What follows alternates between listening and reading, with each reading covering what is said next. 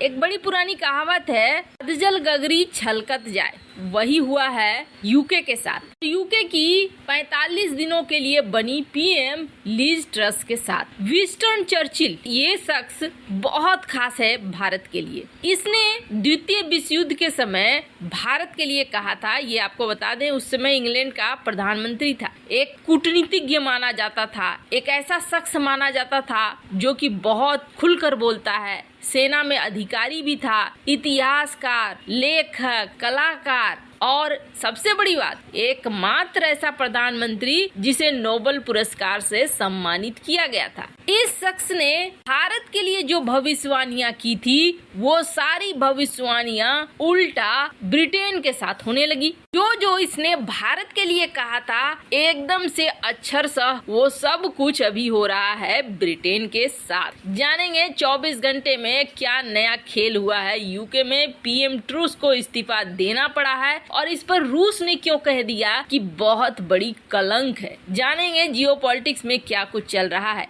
आइए जानते हैं इन खबरों को विस्तार से। विंस्टन चर्चिल बहुत चर्चा में रहने वाला शख्स, ये शख्स जिसके बारे में मैंने बताया कि इसने अपने करियर में क्या क्या नहीं हासिल किया है, मतलब ये भविष्य वक्ता बन गया। इसने अपना जौहर भी दिखाया। आपको बता दें ये सेना में रह चुका था और प्रथम विश्व युद्ध के बाद द्वितीय विश्व युद्ध में भी एकदम से बहुत अच्छे तरीके से ये लड़ा भी। इसकी बातों को बहुत ज्यादा अहमियत दी जाती थी। विंस्टन चर्चिल ने तब कहा था कि अगर भारत आजाद हो जाता है ना और सारी शक्तियां भारतीयों के पास चली जाती हैं, तो इसने बिल्कुल गाली देते हुए कहा था कि ये इंडियंस ऐसे हैं जिनके अंदर लालच भरा हुआ है, मुंह में मीठी बोली है लेकिन ये लालची हैं, ये पदों के लिए लड़ेंगे, इनके अंदर का लालच पूरी तरीके से तबाह कर देगा भारत को, ये संभाल नहीं पाएंगे बल्कि लालच में अंधे होकर एक दूसरे को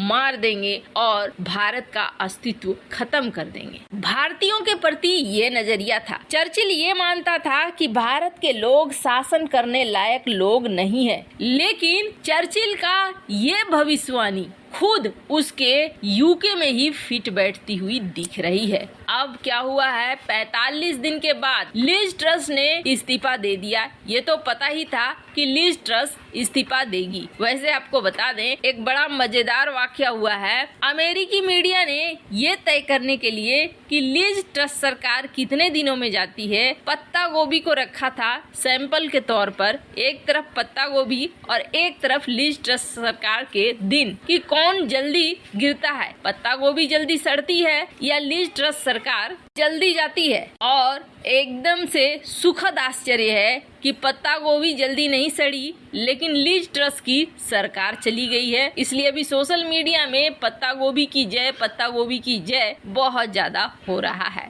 भारत के साथ व्यापार समझौता तोड़ने वाली ब्रिटेन की तीसरी महिला प्रधानमंत्री है ये। जब इस तरह की कोई भी आई वो बाहर का रास्ता ही देख पाई है। हालांकि आपको बता दें यूके की स्थिति इस वक्त ऐसी है कि यूके से ट्रेड करना क्या, किसी भी तरीके का रिश्ता रखना इस वक्त थोड़ा अजीब सा है, क्योंकि यहाँ पर इसके इस्तीफे के बाद से कहानी खत्म नहीं होती है। इसके इस्तीफे के बाद से अब नई कहानी ये जन्म ले रही है कि कौन बनेगा वापस से पीएम। क्या ऋषि सुनक बनेंगे या फिर बोरिस जॉनसन बनेंगे, क्योंकि बोरिस जॉनसन एक बार फिर सामने आ गए हैं। ऋषि सुनक के लिए आसान नहीं है यूके पीएम पद का रास्ता। बोरिस जॉनसन आपको बता दे पहले भी ऋषि सुनक को पसंद नहीं करते थे और सबसे बड़ी बात ये है ना कि ये जितने सारे लोग आपको दिख रहे हैं सब एक ही पार्टी के हैं और एक ही पार्टी के ये लोग सिर्फ और सिर्फ कुर्सी के लिए एक दूसरे का पैर खींच रहे हैं। ये यूके इस वक्त जो है वो पहले वाला यूके नहीं है। पहले का जो यूके था उसमें जो भी पीएम पद पर बैठते थे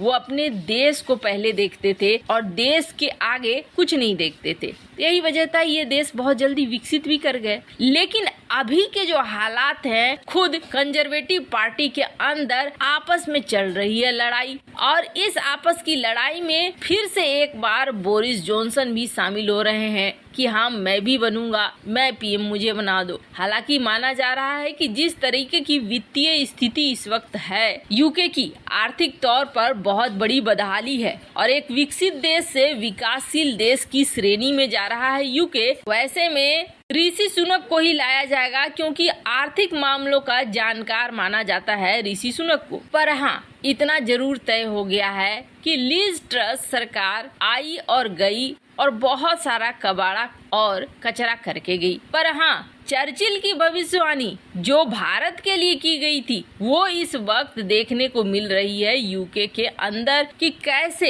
ये आपस में लड़ रहे हैं पोजीशन पाने के लिए। इन्हें कोई मतलब नहीं है कि यूके कहाँ जा रहा है, यूके की अर्थव्यवस्था कहाँ जा रही है। ये सिर्फ और सिर्फ चाहते हैं कि उस कुर्सी को पकड़ कर रखें। वैसे आपको बता दें, लिज ट्रस ने जैसे ही इस्तीफा दिया है वैसे ही रूस ने बहुत खुशी जाहिर की है। पर उससे पहले ये जान लीजिए कि भारत को बुला रहे हैं दुनिया के देश, खासतौर पर अमेरिका, अमेरिकी मीडिया, कि भारत तुम आओ और जरा यूके को फिक्स कर दो, ठीक कर दो। यहाँ पर आपस में ही कुर्सी की लड़ाई चल रही है। भारत इतना बड़ा देश है, यहाँ भी अलग अलग पार्टियां हैं, लेकिन किसी पार्टी के अंदर ही ये सारी चीजें नहीं होती हैं जिस लेवल की इस वक्त यूके में हो रही है। इस भारत को अमेरिकी मीडिया कह रहा है कि भारत को आ जाना चाहिए और यूके की थोड़ी स्थिति को फिक्स करनी चाहिए। अब रूस इस मामले से बेहद खुश है और रूस ने यहाँ तक कह दिया कि एक नेता के रूप में वो कलंक थी। ये बहुत बड़ी बात है। और यहीं तक नहीं रुका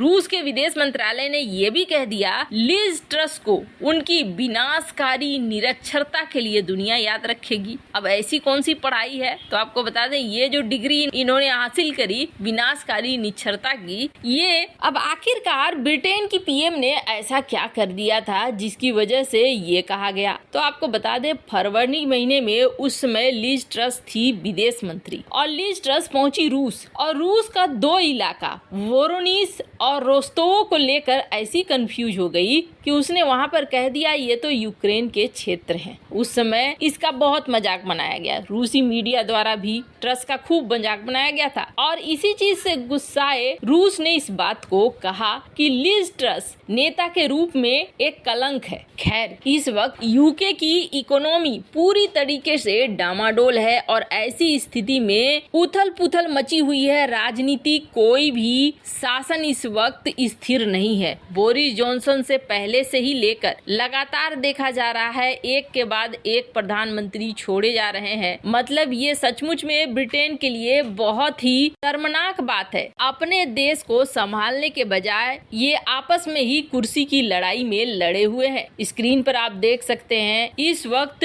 यूके का फ्यूचर हो गया है अनिश्चित। वैसे इन सब मामले में आपकी क्या राय है, कमेंट कर जरूर बताएं।